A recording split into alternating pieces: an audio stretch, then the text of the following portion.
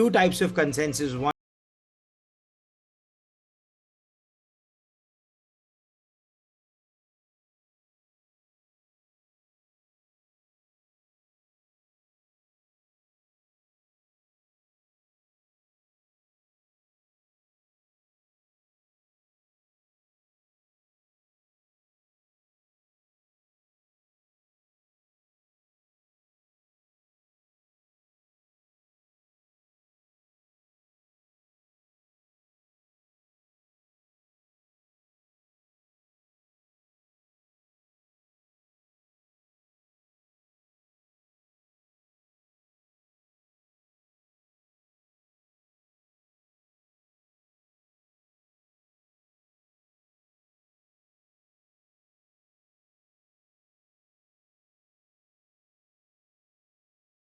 the chain.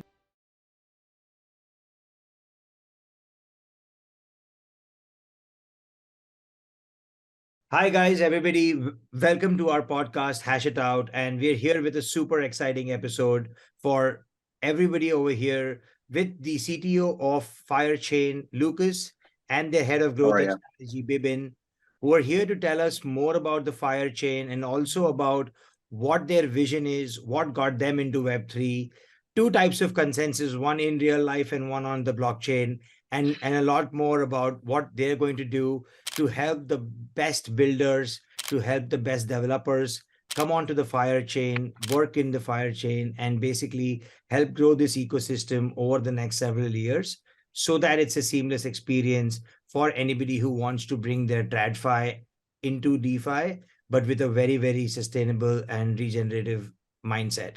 So let's not waste any more time. Welcome, Lucas. Welcome, Bibin. How are you guys doing? Swell. Thank you so much, Pranav. How you doing? Awesome. Awesome. And thanks for taking the time. We love having, as you know, L1 chains are what are the backbone of the Web3 ecosystem.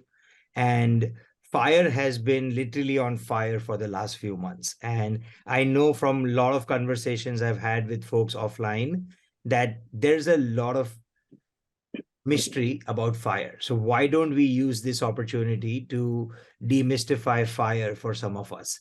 So tell me, Lucas, as a CDO who's building the tech, a primarily tech product like a blockchain, an L1 blockchain, what do you see as the basis for the chain and where your product is going and how it's different from everybody else in the market? Yeah, 100%. Look, so essentially the whole idea over here, what attracted me to Fire, join the team to begin with, is the whole idea of, how are we going to combine sustainability and blockchain, right? Reason for that being is that, a lot of people think that those two things are completely orthogonal, right? And there's a lot of merit in that, right? So there are, blockchains that are greener than the others. That shouldn't come as a surprise, right? But basically, I wanted to see, how do you actually factor that out, not only from the standpoint of energy consumption, but also factoring out things that take governmental and social aspects into account, right? So have been spoken with Pratik, I realized that I actually like the spin they're taking on it, right? And I just also realized that that is a tremendous opportunity to build a chain, which what I would want to do with it is basically I would want it to be synonymous with refi, right? With regenerative finance, right? And the reason for that is that basically, like that kind of ties up very nicely with this entire ESG shebang that basically, like in layman's terms means that, if you play nice with others, everybody wins essentially, right? So, I would essentially want Fire to become a platform for sustainable finance. And what I mean by that is basically on one hand, you make everybody win when it comes to the infrastructure layer. So basically that revolves around our sustainable stake consensus, whereby basically, if you command a good ESG score and you are a reliable player from the a network's perspective, you get better rewards than other players who might be, who might command the same stake. And then at the same time, they might produce the same amount of work, yet still, you're going to get better rewards. And that's where the magic happens, because since, we were rooted in the nominated proof of stake, you're far more likely to get more nominators, more nomination coming to you, because obviously nominators are going to get better bang for buck, right? It's a no-brainer that you will want to, stick to the good actors on the network. And with that in mind, everybody wins, because ultimately, I got to start from the nominators. I should start from that. So the nominators obviously got to get better rewards, right? So they got to be happier. And you, in the end of the day, end up getting higher nominated stake, hence your total stake increases. That makes you far more likely to become eligible to get selected in a subsequent round, i.e. get more rewards, right? Now, the cool thing about that is basically that, since you're making the nominators get better rewards, that can, in the end of the day, also go in line with satisfying the social agenda, right? And that in terms it might increase your ESG score, which again gives you even better rewards, right?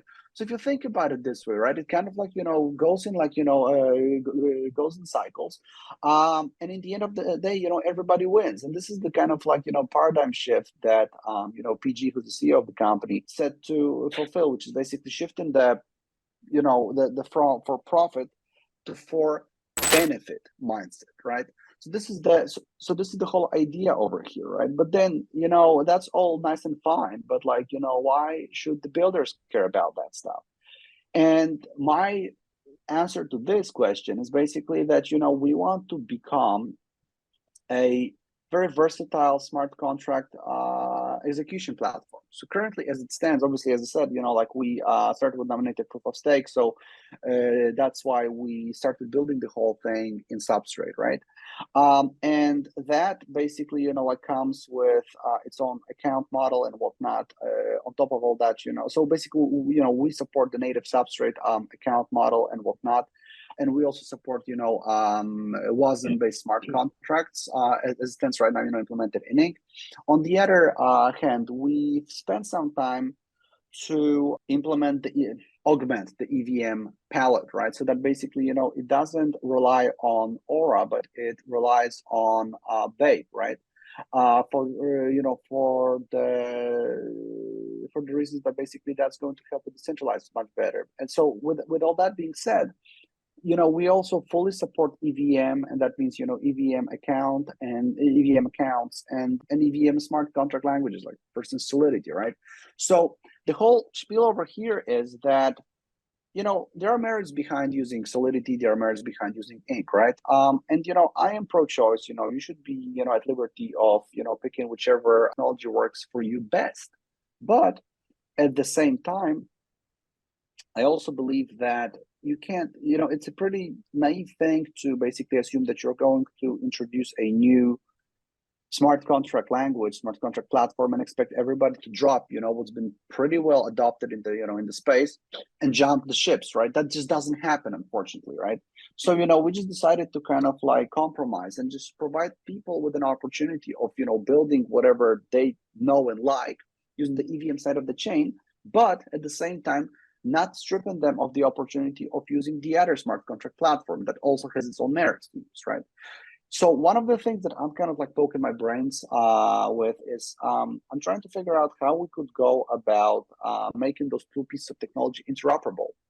And the constraint here is that we don't really want to modify neither of the smart contract languages that we use, right? Because then that's a lose, right?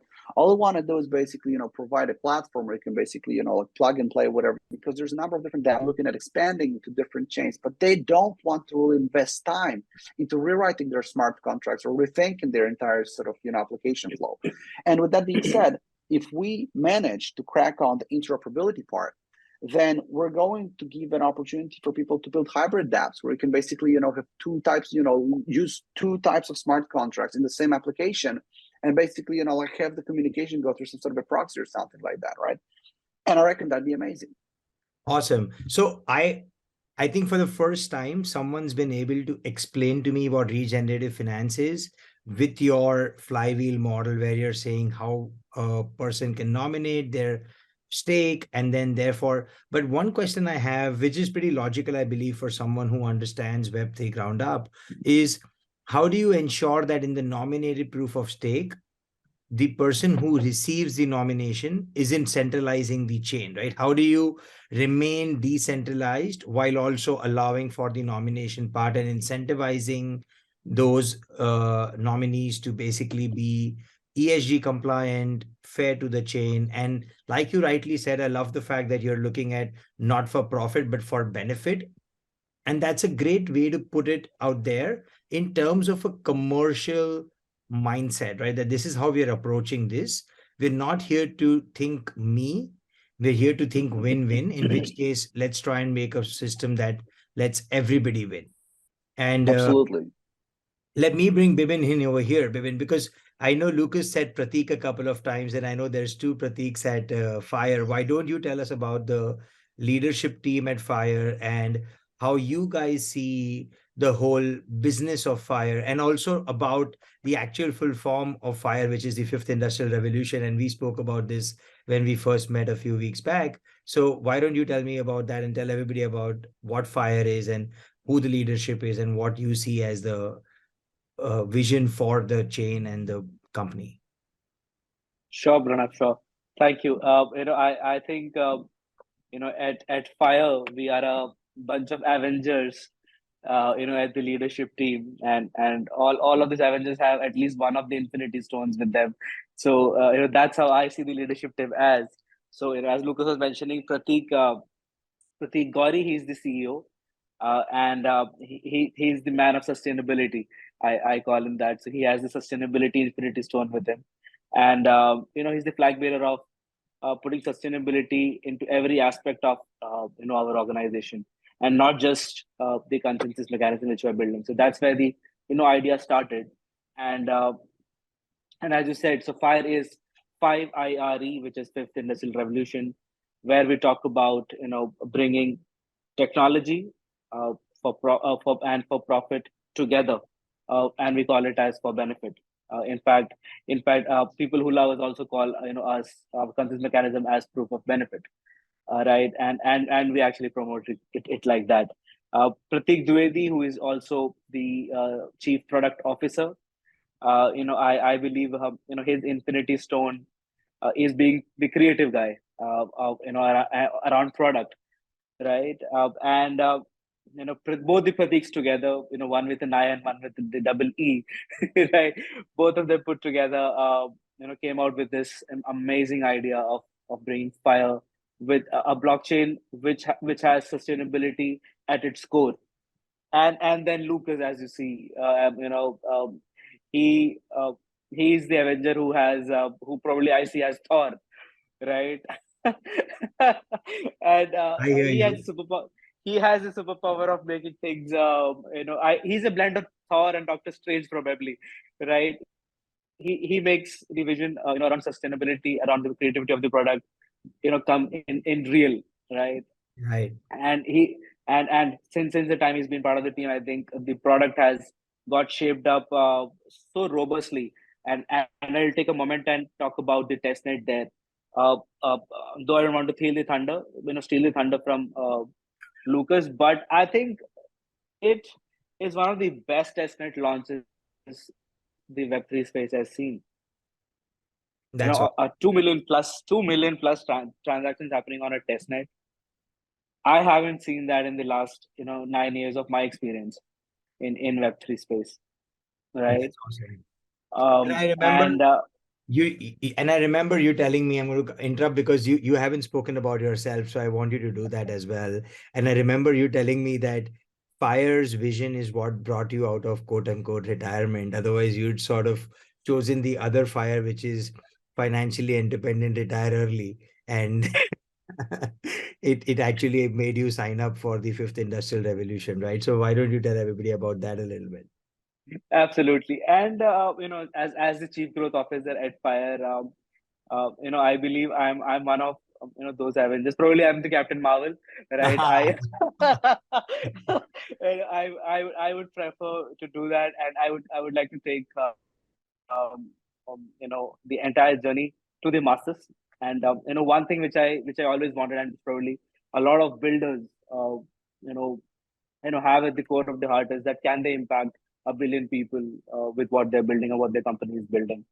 And I very strongly believe that can be only done when you build things where either people spend a lot of time on or people spend a lot of money on, right? Uh, so in our case, I think it is a blend of both. Plus, it's also about where people are going to be making more money on and doing more good. So, and all of this put together, I had no reasons. I mean, I might have come in last, I mean, just like Captain Marvel came in last, right?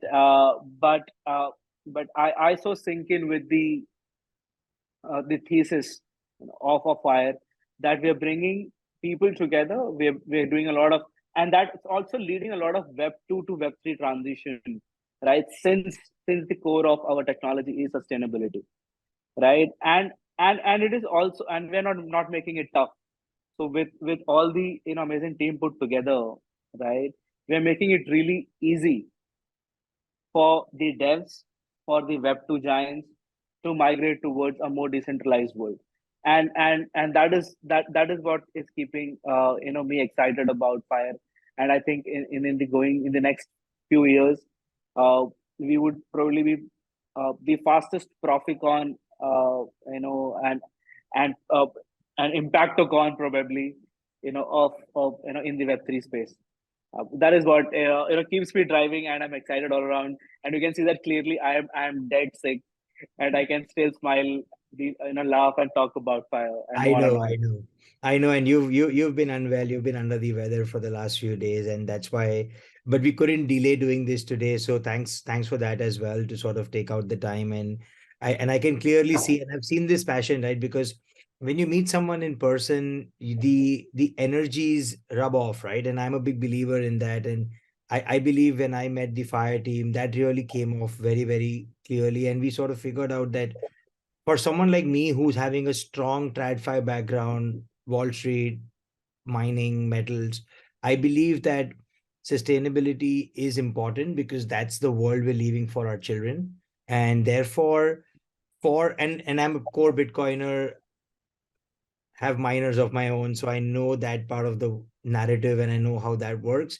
But I also love the fact that this allows a lot of Web 2 IRL TradFi players to come into the blockchain in a sustainable manner that won't really impact their ESG scores, because a lot of people have ESG financing. A lot of countries are now requesting ESG reporting, and will probably make that into a law over the next few years. So I believe with the motto that Fire is building on, this will be a great sort of, fillip for everybody to come in and explore building on Fire. And that sort of brings me to, what do we have to do to build on Fire? Like, let's say I'm a young developer who's in the blockchain space or looking to get into blockchain, Lucas. And what do you think what are the steps I should do so that I could build on Fire and probably work in a company that's building on Fire?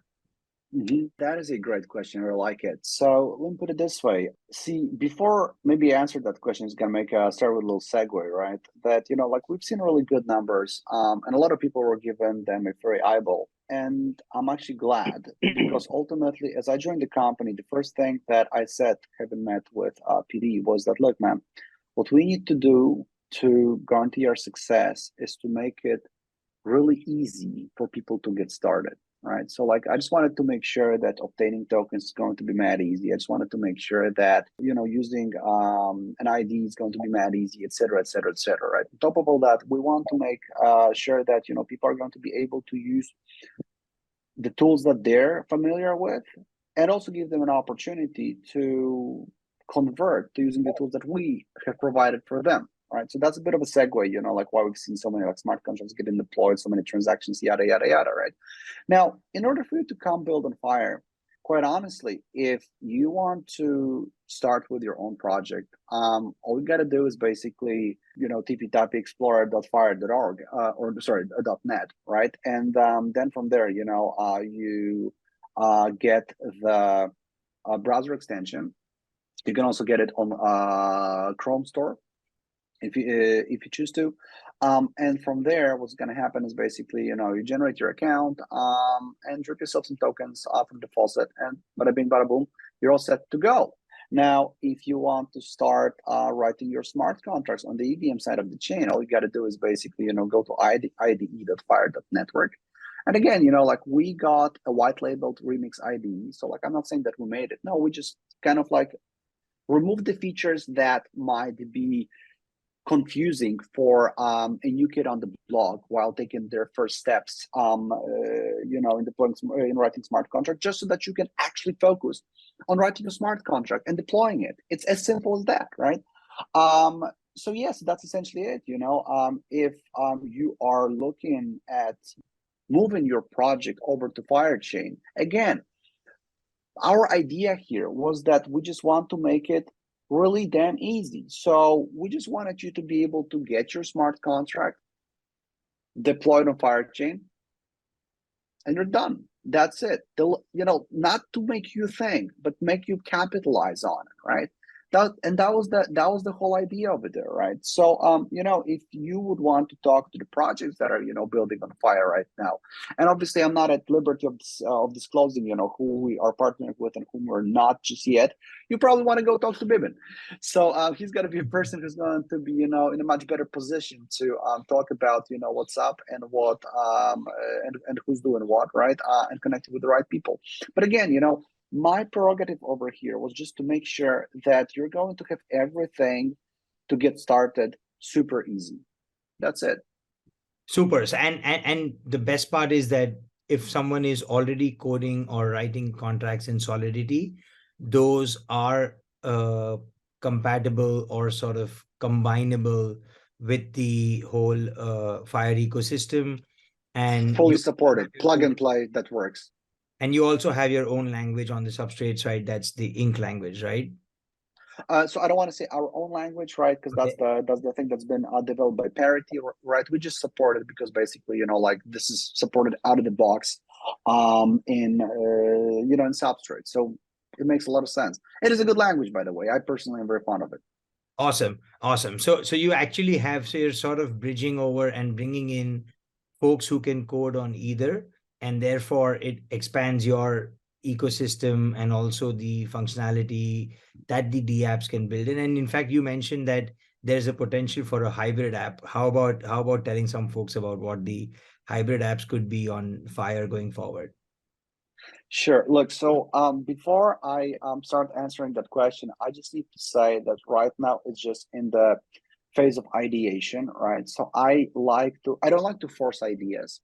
So I kind of, I'm talking to a lot of people, reading a lot about that, etc., just to see and doing a lot of thinking, on my own, just to figure out, like how we could capitalize on that. But at the back of my head, the way I'm thinking about that is ultimately what we're going to need is, we need to be able to map the addresses from the EVM accounts to substrate accounts, right?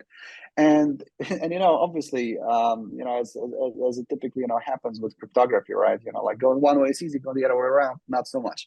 So like if you, for instance, if you got your private key and when you create an account, on our chain, right, you need to get two accounts, right?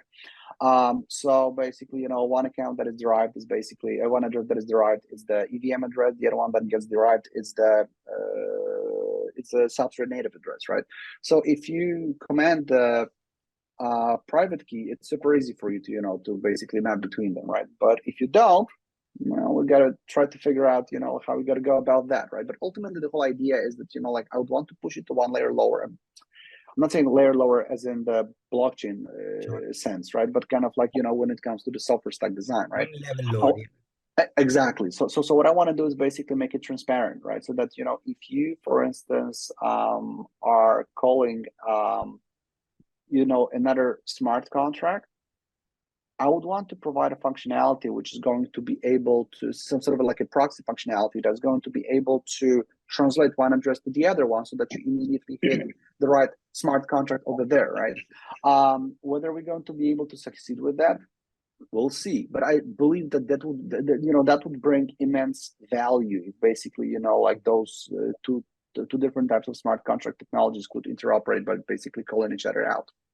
You know what we should do, Bibin and Lucas? You should actually put this out as an open challenge on your website Absolutely. and let Oh, developers globally submit their ideas, because I know for once that at Foundership, of course, we do acceleration and a lot of young startups. And each of our three cohorts so far have had uh, one or more student startup or folks who've just graduated from undergrad or postgrad. And because we believe very strongly that just like Uber, Airbnb disrupted the way the world worked when the internet became popular, as the blockchain becomes popular, it's the folks on the right side of 25 who are going to be able to tell us how to rethink it, right? We're still mm. we need to start thinking outside the box, right? For them, Oh there yeah. is no box.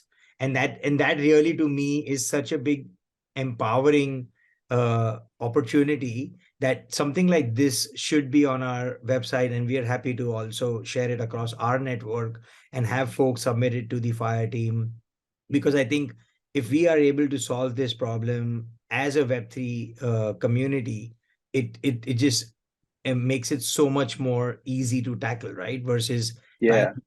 trying to do this in a boardroom. Yeah. And No, yeah, I love that.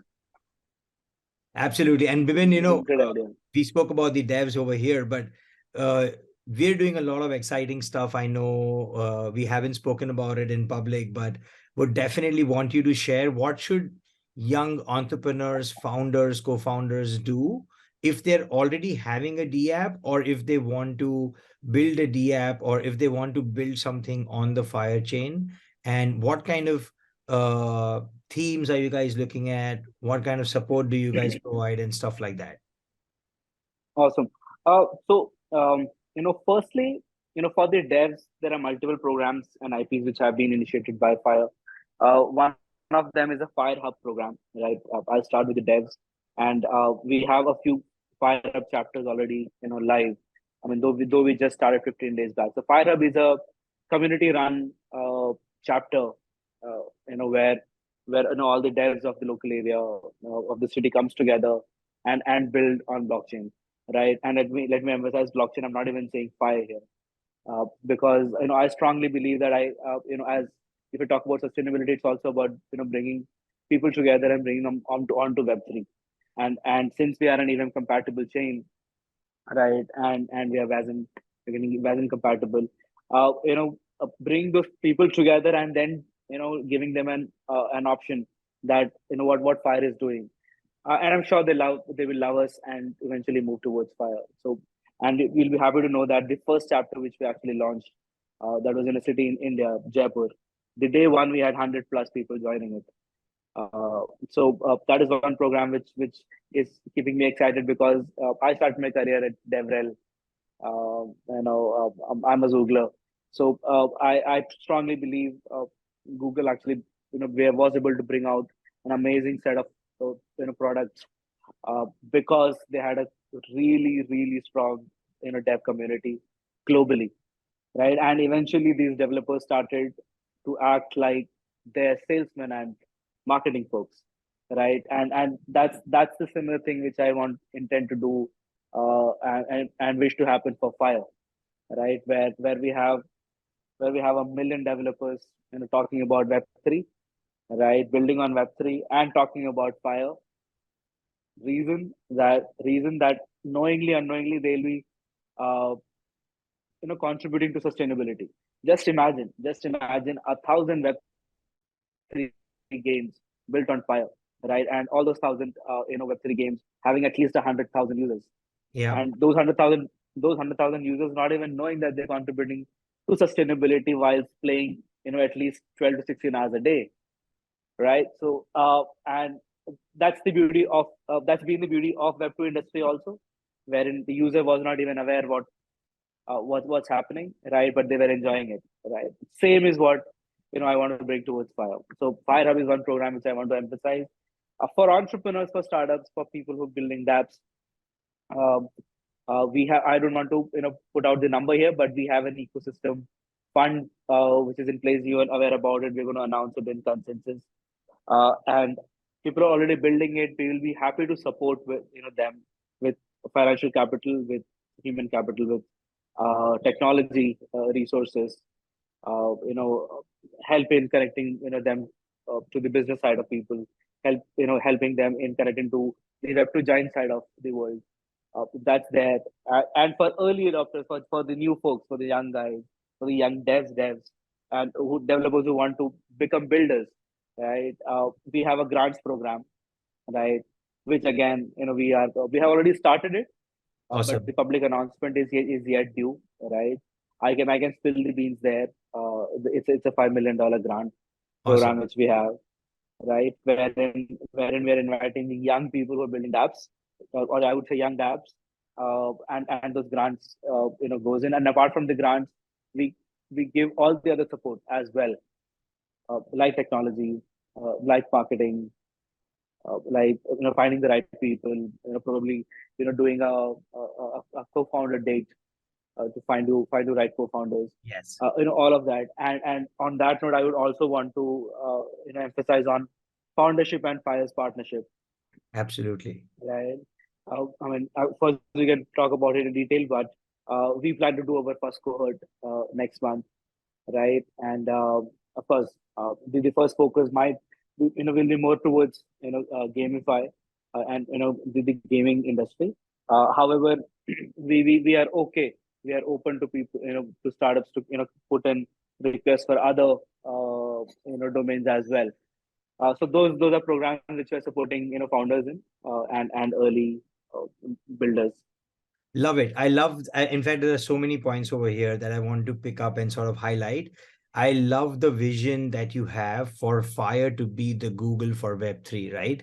But for all the right reasons and not the wrong ones. Not because we're centralizing profit taking, but because we're building for benefit, but because we're allowing 1 million people to come in and build on it, 10 million and 100 million people to come in and participate in it as users, and at the same time keeping a sustainable angle, keeping a very ESG focused angle so that we do not cause harm to the environment. And I love the fact that you said it should be organic and natural, in the sense that users don't realize they're doing sustainable behavior and they're aiding sustainable actions, but actually they are on the back end through the blockchain that they're participating in.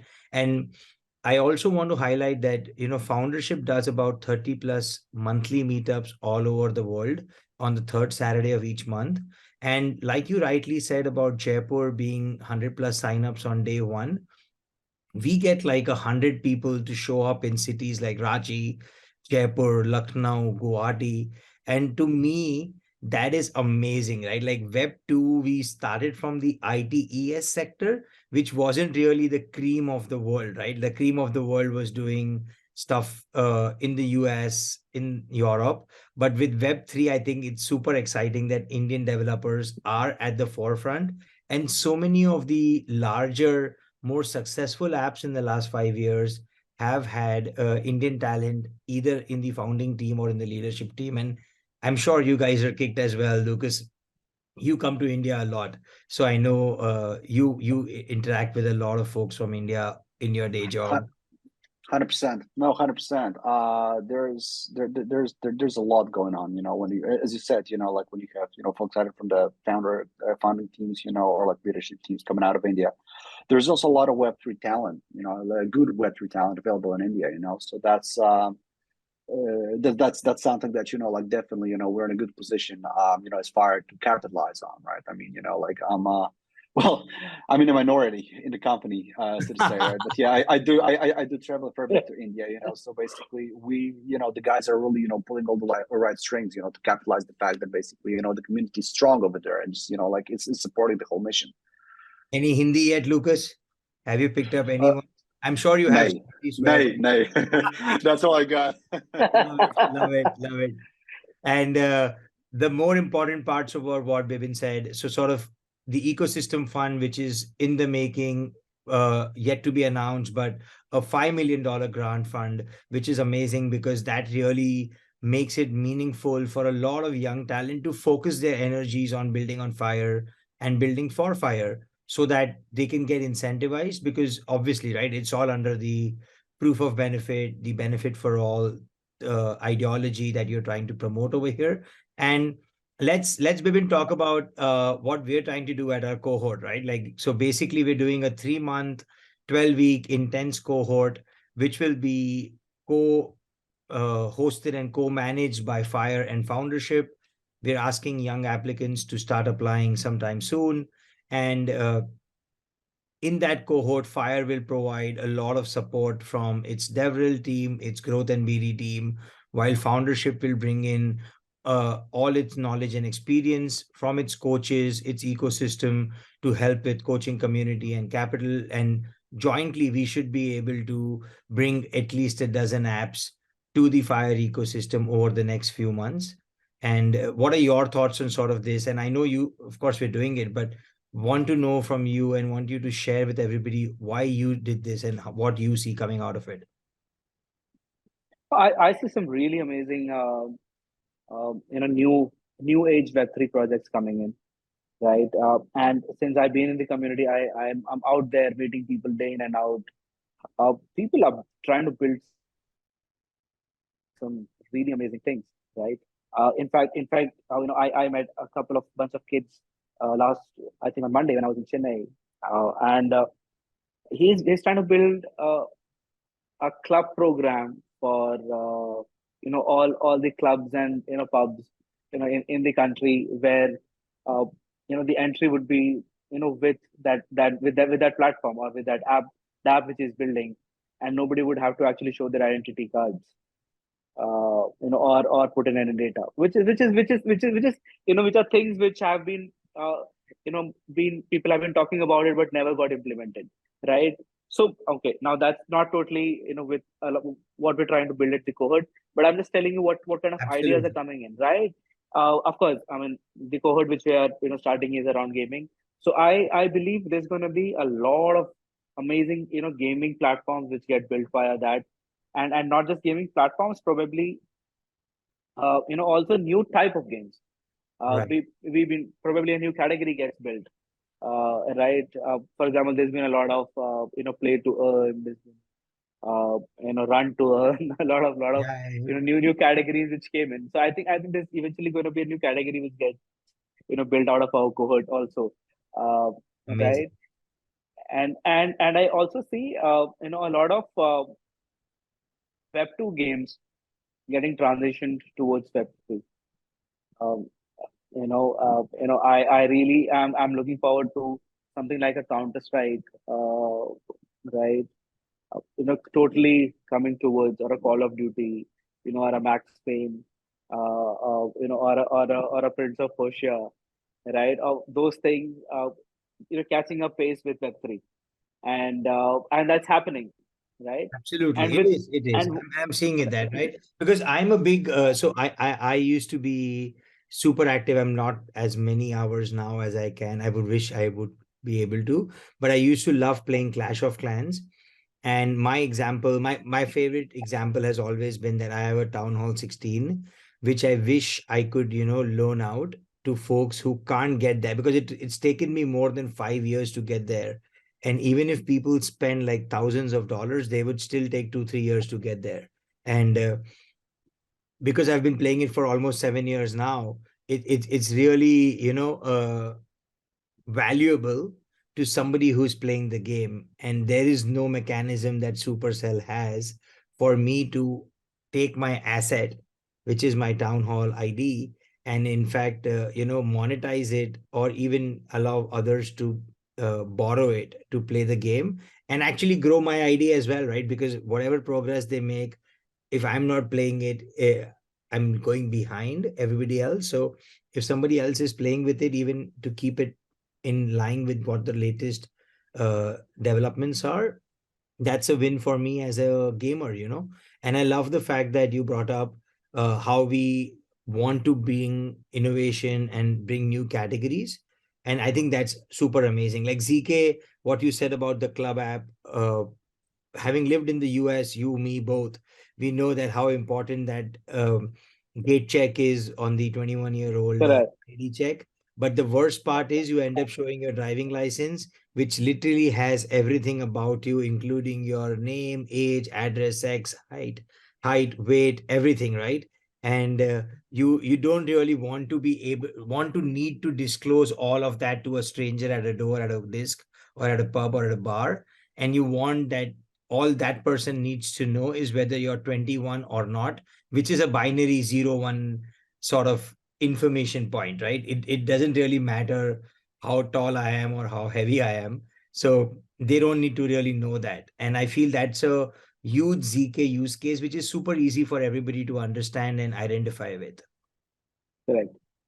So let's take a few minutes to talk about what we're doing at Consensus, the IRL Consensus, Lucas. So before you get into like, hey, I think Pranav's again looking to talk about my consensus mechanism. We're going to talk about the IRL Consensus, which is one of the world's biggest festivals outside of the ETH and Bitcoin ecosystem. And it's happening in Austin, Texas next week. It's on the 26th, 27th, and 28th of April.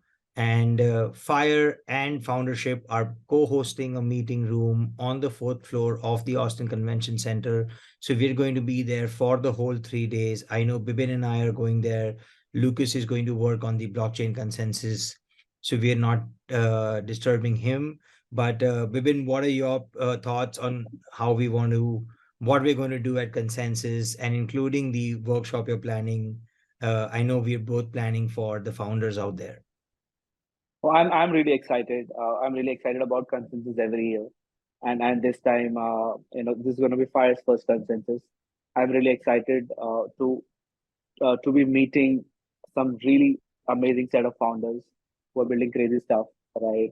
And I very staunchly believe that Fire has something or the other to offer to everybody.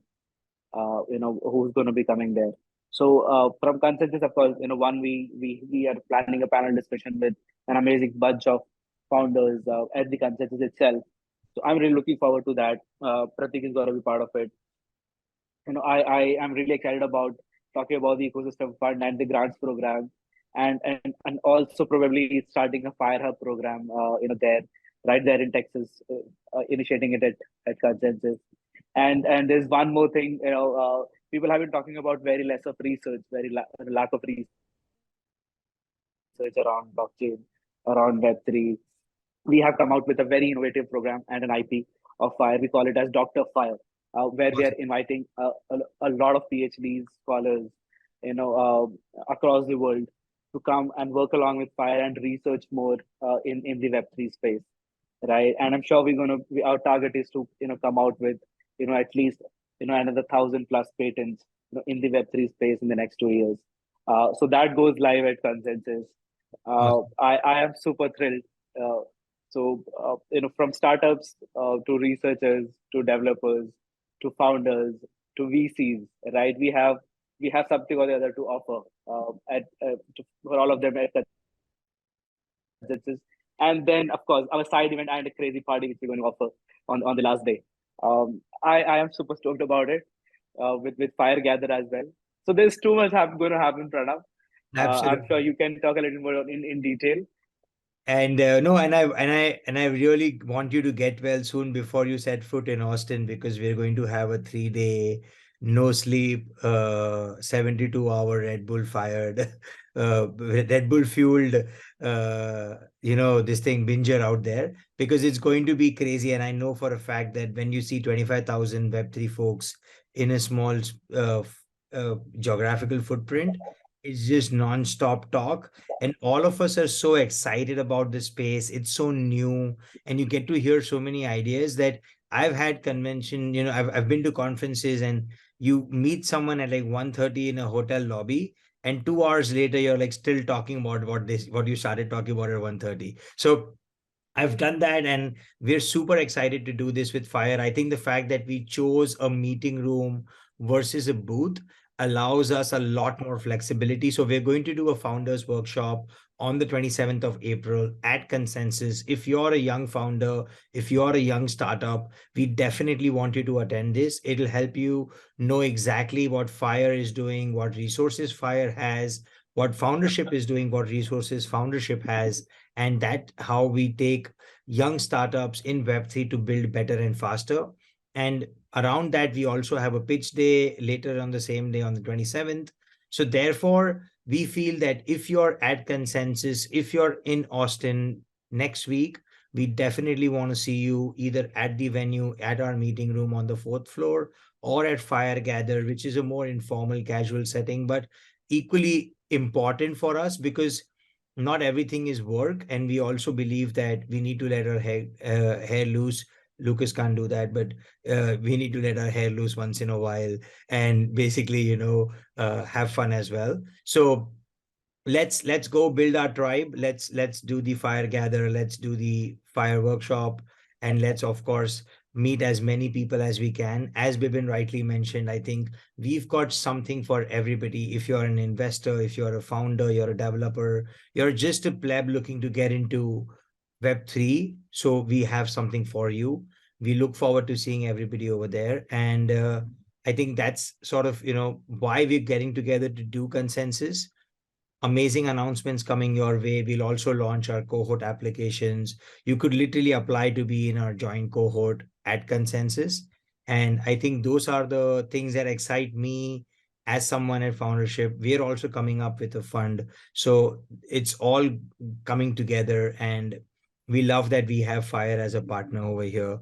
And basically, Lucas, any thoughts? I know you're going to miss Consensus, but I want you to tell. How about trying to get Lucas at least virtually there? Yo, Yeah, no, that could fly. I can share some words. I mean, I personally love Austin. My Sixth Street is amazing. I used to travel to Austin for in my previous life in supercomputing days. So yeah, like Austin is absolutely legit.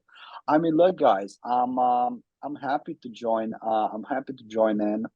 To show my face virtually, just kind of like sure, spread the word, go about, like why should anybody can't even give a shit about what we're doing. And yeah, with that being said, I am remiss that I am not going to be able to kind of like unplug a little bit and unwind. But the fact of the matter is that we're working on a very strict schedule, and I just really want to make sure that everything gets delivered, on time. I mean, that the value of that cannot be overstated, right? So I really, to all of you that I would like to catch up with, and all of you who would want to catch up with me, I really hope you understand where I'm standing from. no, absolutely. And we'll have you there virtually. We, of course, want you to be able to share your thoughts with the community there. But you touched on something that I wanted to definitely ask you guys when we had this chat today. And what is the timeline?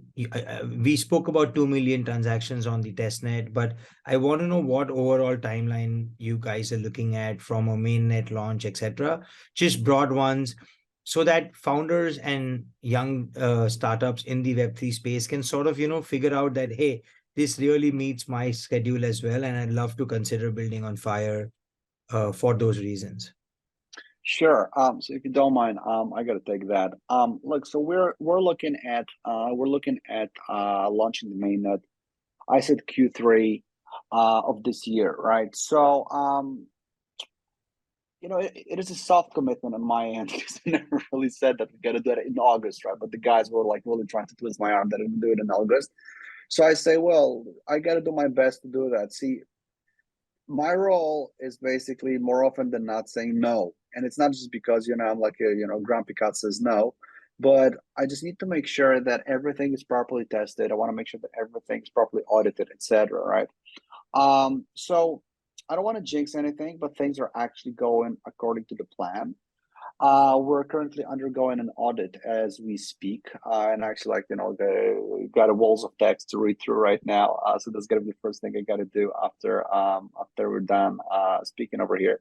But so we are currently wrapping up we're updating the consensus mechanism, right? So the bulk of the work has been done. There's another factor that we're trying to put into that. That's the reliability score, as we refer to that. So basically, as I mentioned at the beginning of our discussion, right, that basically is a measure of, you know, how reliable you are as an authoring node from the standpoint of the network, right? So basically, you know, if you have been, you know, like diligently saying, you know, like, yeah, I'm here, I'm online, you know, I'm good to, you know, bounce whenever I get selected. So this is the part that we are still kind of looking at. I mean, like, we're implementing some prototypes, but turns out that it's a bit more complicated than we initially assumed, right? I'm confident that we're going to finally put a stab on it before the end of this month. And when that essentially happens, we're going to, you know, run a bunch of tests on that particular mechanism, and then we're just gonna hand it over to our auditing partner to finally, you know, kind of like, you know, go over that stuff, obliterate that, and tell us, you know, what's good, what's not. I don't want to jinx anything, but so far the audit's been going really, really smoothly. You know, there weren't really any red flags raised. There were, you know, suggestions of, you know, like amending certain things, which is good because that basically shows that the guys are actually going through that, you know, line by line. But yeah, you know, so far so good. So the moment the audit is done, right, and the consensus updated, what we're going to do is basically we're going to get the beta version of our testnet as it stands right now, and we're going to have to do a fork to basically, you know, to update the consensus mechanism, right? Now, I completely, you know, appreciate that I said that, you know, we're building that stuff in Substrate, and then Substrate, you know, permits forkless updates, right? But, you know, we're changing the consensus. So, you know, like, we'll have to do that. And the only reason we're doing this is because, you know what, I've never done it before. I want to see how that works.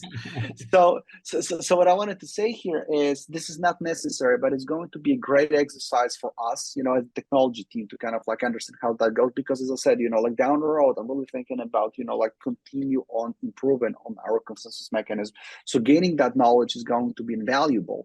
But then with that being said, once, you know, we do the fork and we see that the new consensus is operating, what we're just going to do is we're going to rewind the whole thing back to the Genesis, and that's going to be the GA, the general availability version of our testnet. Okay, so, you know, to all of you guys who've